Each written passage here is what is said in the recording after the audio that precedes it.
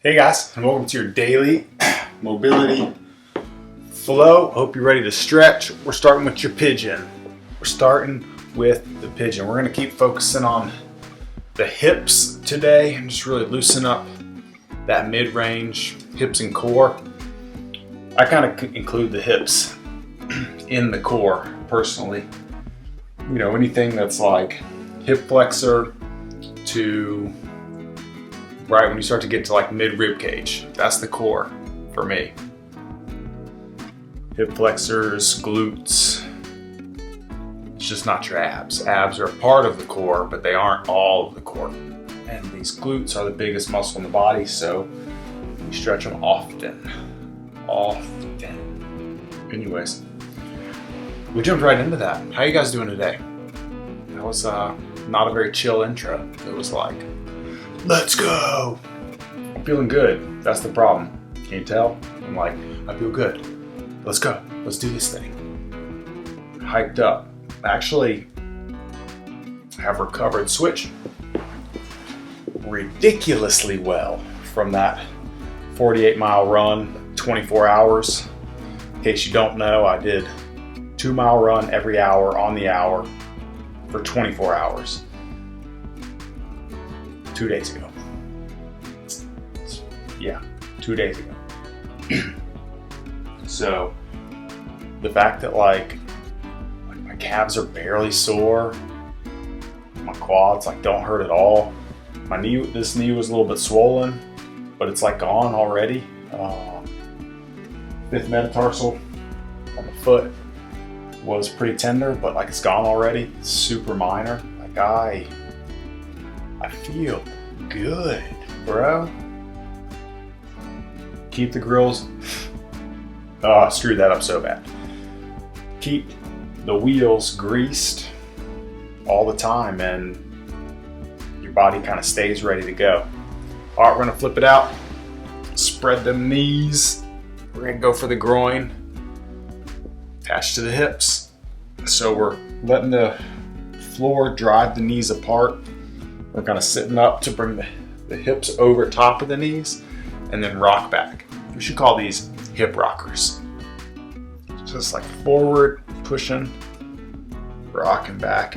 Foot position's not super important. If you're comfortable here, go for it. I like to keep my feet in and some weight on like the knuckles of my feet, but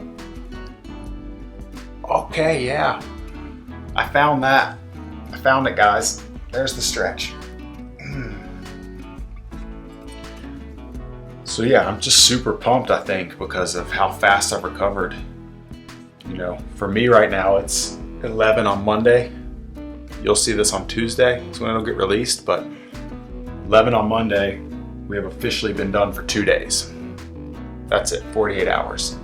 And to be like 100% already after 48 hours, that's pretty baller, not gonna lie.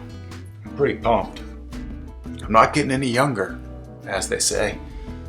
All right, we're gonna let those feet slide back and we're just gonna drop straight in to a little cobra or seal position. Some people call it cobra. I think it's more like ar, ar, ar. I should be balancing a ball on my nose right now. You know what I'm talking about? Just start with the obliques. Part of the core, kind of rocking side to side. If your shoulders or wrists or elbows are getting tired here, or if it's too much of a stretch, just hit this elbow, kind of work side to side. But if you can stay up, looking like a seal, stay up. I guess it kind of looks like a cobra too, but let's be honest. I look way more like a seal right now than a cobra. So, but yeah, I don't know. It's a testament, I think, to taking care of yourself before you need it. You know how I feel right now. We're gonna go back from this into another pigeon. So I'm just gonna press up, bring that knee up, and we're gonna work this kind of back and forth. I know we pigeoned already, but we're gonna add it in to this flow, this routine. So, you know, I mean, this is 86th mobility flow I've filmed in the last, I don't even know, 18 weeks, 17 weeks, something like that. Somebody can do the math. Divide 85 by 5 and you'll have the number of weeks we've been doing this. A lot. So, switch. You know, I've been stretching 5 times a week for 17 weeks. That's no joke, you know, and I'm not the fittest I've ever been right now, for sure. But at the same time, all right, we're going back to seal. Hips down, chest up.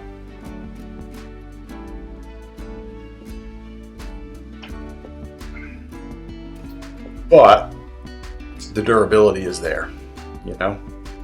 You don't need a ridiculous amount of fitness to run 2 miles an hour. Like, let's be honest. Even, you know, if you're finishing those miles. All right, switch back to Pigeon. This will be our last one.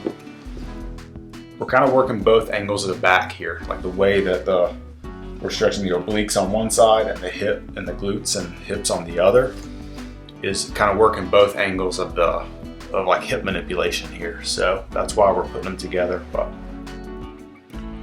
like 2 miles an hour is not that fast. Even if you run super slow, you do 25-minute 2 miles, like 12.5-minute miles, like super slow. Switch.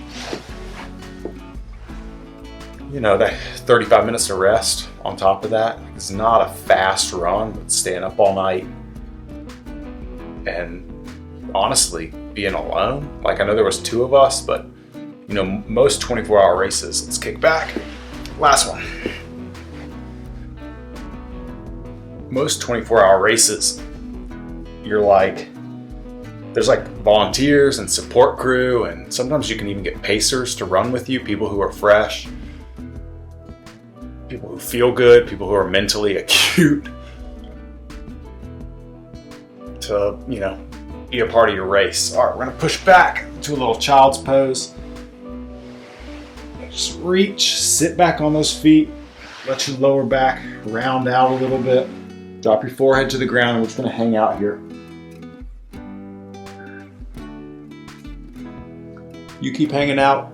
I'm gonna look up and talk, but don't look up. Keep your chin down. Keep your forehead on the ground, just keep reaching out in front of you. Like you're trying to take your wrist and your butt apart. Just relax. You got about 30 seconds here. So normally you got like support crew and staff and people who are there and lights and music, especially if you're gonna do like a 24-hour race. And we didn't have any of that. We were just 2 dudes alone in my basement. And that was rough, you know, that made it a lot harder.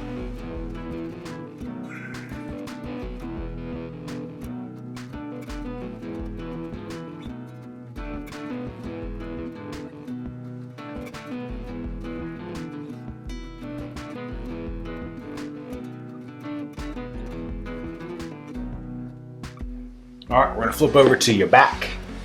We're gonna lay down. We're gonna do that. This one that I do a lot. We're gonna hook, basically knee almost at 90 degrees right here, flat on the, like foot flat on the ground. I'm gonna hook my other foot on top, like I'm just gonna chill like this.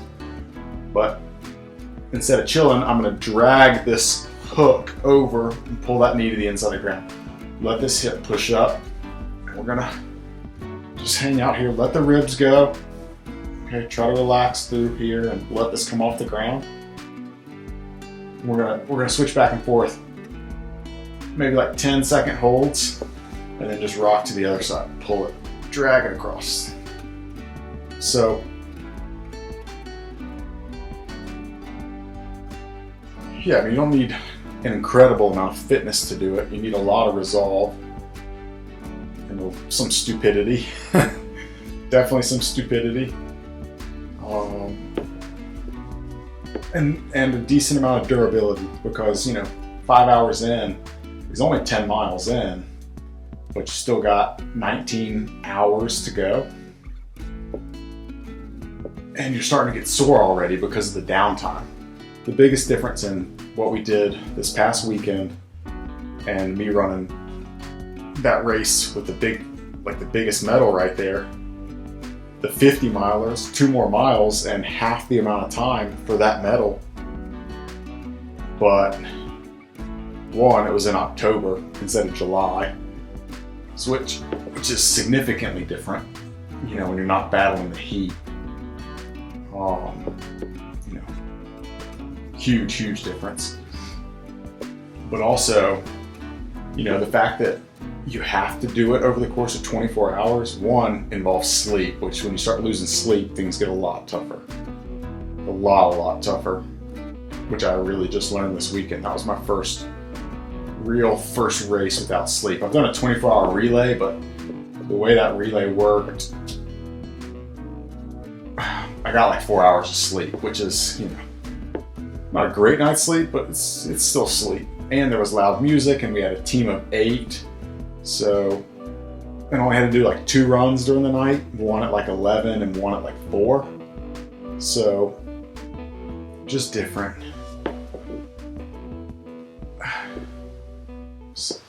All right, we're gonna hug both knees to your chest, so wrap those elbows up. We're gonna hug them both in, grab this wrist or interlace your fingers, pull them in and tight, and we're just gonna relax here for about a minute. And this will be the last thing that we do. Oh, man, this feels so good. In our flow for the day, just relax your hips. Just try to let everything just give out, just chill.